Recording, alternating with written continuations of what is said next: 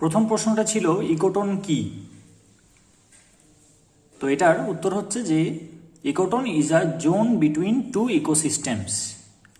দুটো বাস্তুতন্ত্র আছে, তার মধ্যবর্তী যে স্থান, যেটা বাউন্ডারি দুটো ইকোসিস্টেমের মধ্যে, সেইটা হচ্ছে ইকোটোন।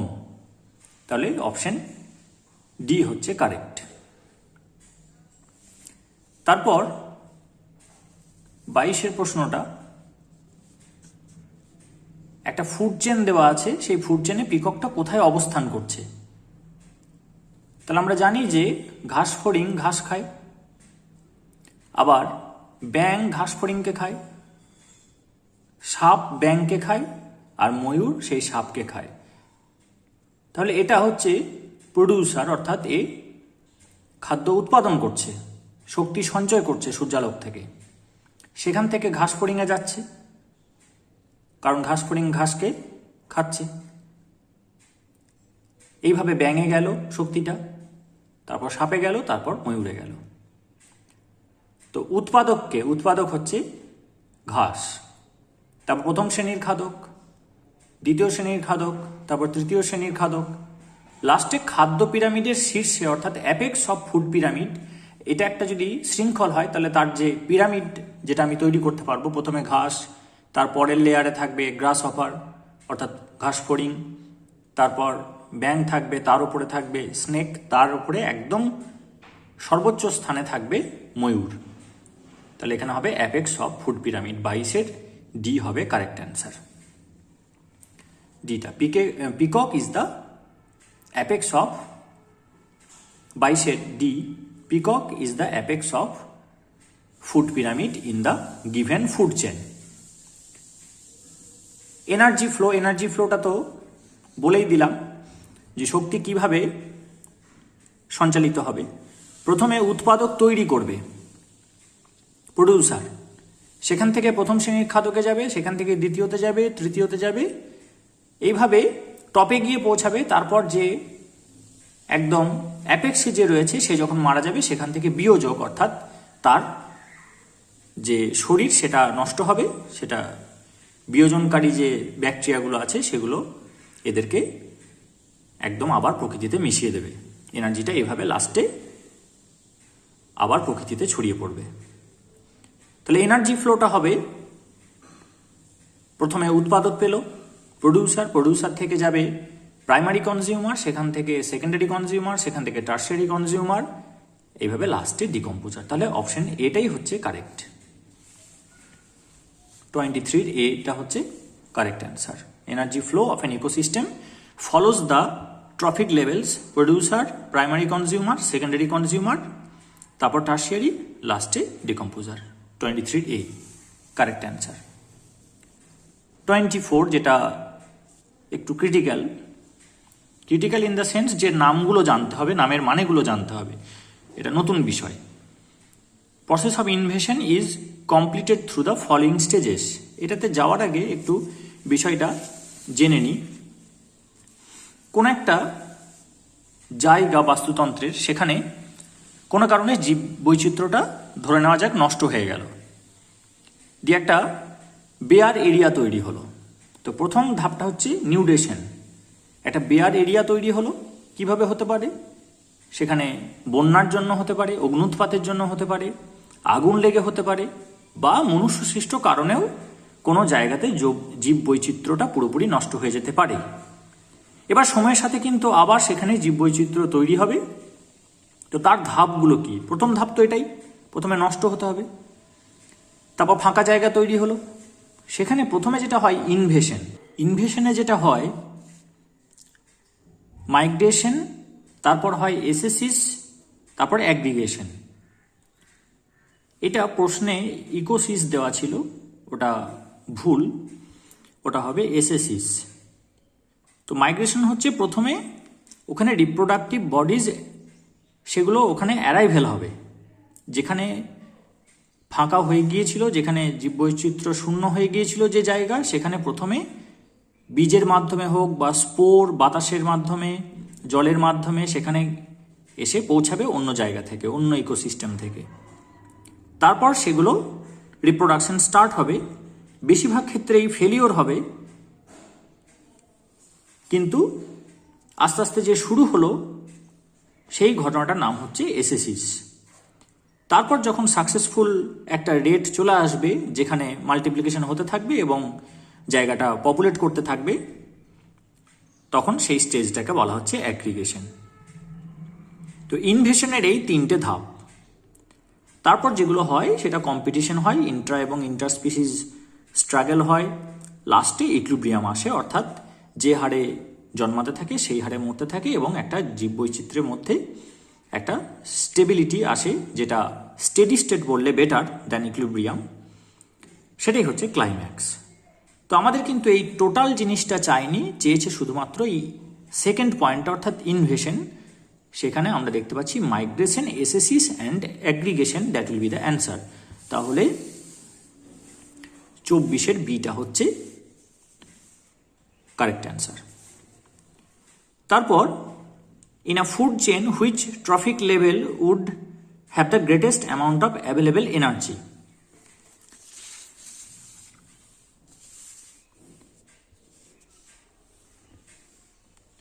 ট্রফিক লেভেল অর্থাৎ আমরা যেটা খাদ্য শৃঙ্খল যেটা দেখছিলাম, সবচেয়ে বেশি এনার্জি কোথায় থাকবে, যারা উৎপাদক সেখানেই সবচেয়ে বেশি এনার্জি থাকবে। The first trophic level would have the greatest amount of available energy. এবং দেখা গেছে যে ওই যে এনার্জি পিরামিড যেটা হয়, সেখানে একটা লেভেলের ওপরে যে লেভেলটা থাকে, প্রডিউসারের পরে কনজিউমার, প্রাইমারি কনজিউমার, তারপর সেকেন্ডারি কনজিউমার, এই প্রত্যেকটাতে 10% করে এনার্জি ট্রান্সফার হয়। অর্থাৎ প্রথমটা যদি 100% হয়, তারপরেরটা হবে 10%, তারপরে যাবে 1%, তারপর 0.1% অনওয়ার্ডস, অর্থাৎ 90% কিন্তু ট্রান্সফার হয় না। যেটা আমরা ঘাস দেখছিলাম, ঘাসের মধ্যে যদি 100% থাকে এনার্জি, তাহলে ঘাস ফড়িংয়ে যাবে 10% অনলি। এইটা তাহলে ফার্স্ট ট্রফিক লেভেলটারই সবচেয়ে বেশি এনার্জি থাকবে, তাহলে অপশন হবে ফার্স্ট। 25 কোশ্চেনটার অ্যান্সার হবে এ। কোশ্চেন নাম্বার 26-এ আমরা দেখছি এনার্জি ফ্লোটা কিভাবে হয়। অবশ্যই এনার্জি ফ্লোটা ইউনিডিরেকশনাল। প্রথমে সানলাইট ক্যাপচার করে ফটোসিনথেসিস করে ঘাস, আমি একটা পিরামিডকে এক্সাম্পল হিসেবে নিচ্ছি, তাকে যখন ঘাস ফড়িং খাচ্ছে তখন সেখান থেকে এনার্জিটা ঘাস ফড়িংয়ে যাচ্ছে। ঘাস ফড়িং থেকে কখনো ঘাসে এনার্জি আসে না। আবার ঘাস ফড়িংকে খাচ্ছে ব্যাঙ, তাহলে ঘাস ফড়িং থেকে ব্যাঙে চলে গেল। From grasshopper it is transfer to the frog, and from frog it is again transfer to snake. উল্টোটা কিন্তু হয় না। তাই energy flow in an ecosystem is unidirectional. তাহলে 26-এর এ হবে। তারপর in the food pyramid how much energy is transferred from producers to herbivores. তৃণভোজীতে উৎপাদক থেকে কতটা পরিমাণ যায়, এটা একটু আগেই আলোচনা করলাম, 10% যায়। প্রডিউসার থেকে তার পরেরটাতে যাবে 10%, অর্থাৎ প্রাইমারি কনজিউমারে। প্রাইমারি কনজিউমার থেকে আবার সেকেন্ডারি কনজিউমারে 10% যাবে, তার 10% যাবে, অর্থাৎ 100 হলে তার পরের লেভেলটাই যাবে 10%, তারপরের লেভেলটাই 1%, এইভাবে চলতে থাকবে। তাহলে এখানে 27-এর হবে এ। যদি বলে কতটা পড়ে থাকবে, সেটাও কিন্তু প্রশ্নে জিজ্ঞাসা করতে পারে, সুতরাং প্রশ্নটা ভালো করে পড়তে হবে। সেক্ষেত্রে উত্তর কিন্তু 90% হবে। কতটা গেল 10%, কতটা প্রথম লেভেলে পড়ে থাকলো সেটা কিন্তু 90% হবে। Ecological pyramids are built from. বাস্তুতন্ত্রের পিরামিডটি তৈরি হয় কি কি দিয়ে তৈরি হতে পারে? 3টের ওপরেই নির্ভর করে। নাম্বার দিয়েও তৈরি হতে পারে, আবার এনার্জি দিয়েও তৈরি হতে পারে, আবার বায়োমাসের ওপরেও নির্ভর করতে পারে। তাহলে 28-এর D, all of the above will be the answer. 28-এর D. Next 29, 3R concept in environment stands for. এই 3R একটা খুব পপুলার টার্ম।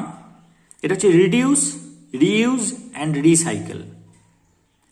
প্লাস্টিকের ক্ষেত্রে আমরা যদি এক্সাম্পল হিসেবে ধরি বিষয়টা, প্লাস্টিক পরিবেশের ক্ষতি করে, তাহলে প্রথম যেটা করতে হবে আমাদেরকে রিডিউস, অর্থাৎ প্লাস্টিকের ব্যবহারটাই কমাতে হবে।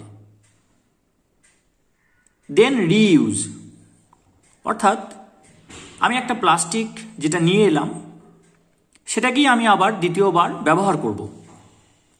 মিষ্টির দোকান থেকে আমি যদি একটা প্লাস্টিকের সাহায্যে মিষ্টি নিয়ে আসি, আমি পরদিন কিন্তু প্লাস্টিকটা নিয়ে যাব, দিয়ে বলবো এটাতেই ভরে দিন। এইভাবে রিইউজ করতে করতে যখন ওটা আর ব্যবহার করার যোগ্য থাকবে না, তখন সেটাকে রিসাইকেল, অর্থাৎ ওটাকে গলিয়ে একটা খেলনা বানিয়ে দিলাম।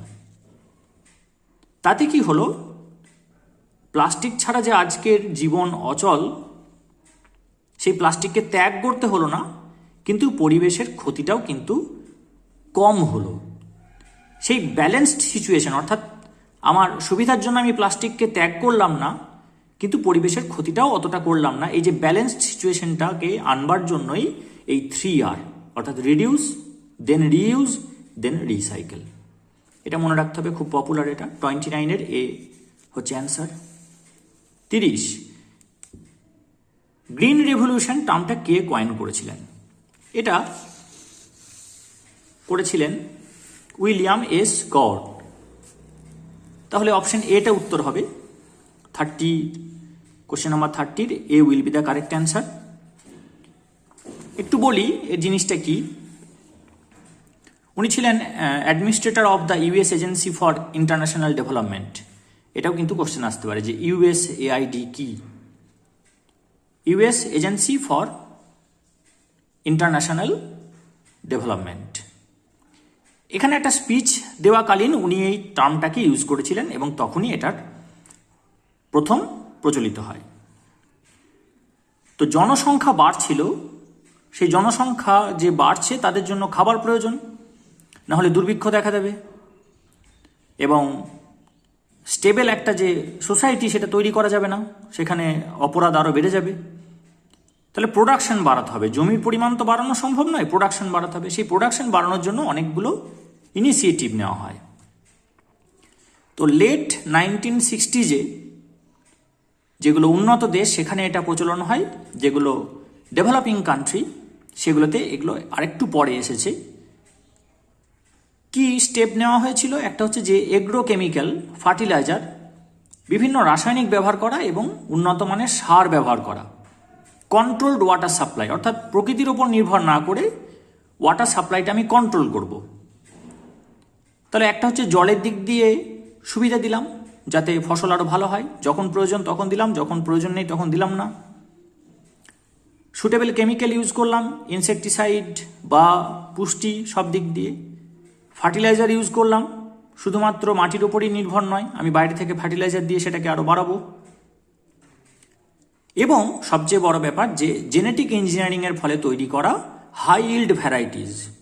একটা ভ্যারাইটি যদি এরকম থাকে যে সেখানে কোনো একটা জায়গাতে সেই ক্লাইমেটিক কন্ডিশনে সেটা ভালো হয়, কিন্তু তার থোকাটা ভালো নয়, অর্থাৎ শীষে বেশি ধান ধরবে না বা বেশি কলায় এগুলো ধরবে না। আবার অন্য একটা ভ্যারাইটি আছে যেটাতে একটা শীষে প্রচুর, একটা ফ্লোরোসেন্সে প্রচুর সিরিয়াল ধরবে, প্রচুর ধান বা প্রচুর কলাই ধরবে, কিন্তু ওই ক্লাইমেটে হয় না। সেক্ষেত্রে এই দুটো ভ্যারাইটিকে যদি ক্রস করানো হয় তাহলে আমার কাছে অনেকগুলো অপশন আসবে রেজাল্ট হিসেবে। একটা হচ্ছে যে ওই জায়গাটাতে ভালো হবে এবং ভালো শীষটাও ভালো হবে, ফলে ফসলটা ভালো হচ্ছে, মরে যাবে না গাছটা, ওখানে ভালো তৈরি হবে এবং ফসলটাও ভালো হবে, পরিমাণে বেশি পাওয়া যাবে। আবার হয়তো এমন হতে পারে যে ওখানে জন্মাবেও না, আবার ফসলও ভালো হবে না। এবার সেখান থেকে সিলেক্ট করে ওই পার্টিকুলার জিনটাকে বার করে যদি সেটাকে রিপ্রোডিউস করিয়ে বীজ তৈরি করে চাষিদেরকে সাপ্লাই করা হয়, তাহলে কি হবে, সেই ক্লাইমেটে ভালো হলো এবং ফসলের পরিমাণটা বাড়লো। এবং এই যে গ্রিন রেভলিউশন, এটা কিন্তু আমরা আমাদের বাবাদের কাছ থেকে শুনেছি যে এটা তারা নিজেরা প্রত্যক্ষ করেছেন। অর্থাৎ যে জমিতে আগে বিঘেতে 8 বস্তা ধান হতো সেখানে কিন্তু এখন 18 বস্তা ধান হয়। তাহলে জমি পাল্টায়নি, জমি একই আছে, শুধু পাল্টে গেছে ফার্টিলাইজার, ইনসেকটিসাইড। পোকামাকড় এখন আর ধান খেতে পারে না, ব্যবস্থা করা হয়েছে। জলের সাপ্লাই কন্ট্রোলড ওয়েতে দেওয়া হয় এবং ওয়াইড ভ্যারাইটি রয়েছে আমাদের হাতে যেগুলো জেনেটিক্যালি ইঞ্জিনিয়ার্ড। তারপরে এসেছিল সবুজ বিপ্লব এবং এর জন্য কিন্তু এই যে বিপুল জনজাতি এখন তারা কিন্তু খাবার পাচ্ছে। এরপরেও কিছু লোক খাবার পায় না, কিছু লোক না, অনেক লোকই খাবার পায় না, সেগুলো সোশিও ইকোনমিক অনেক ফ্যাক্টর আছে, কিন্তু প্রোডাকশনের দিক দিয়ে সেটা নয়, প্রোডাকশনটা কারণ নয়। এটা হচ্ছে গ্রিন রেভলিউশন।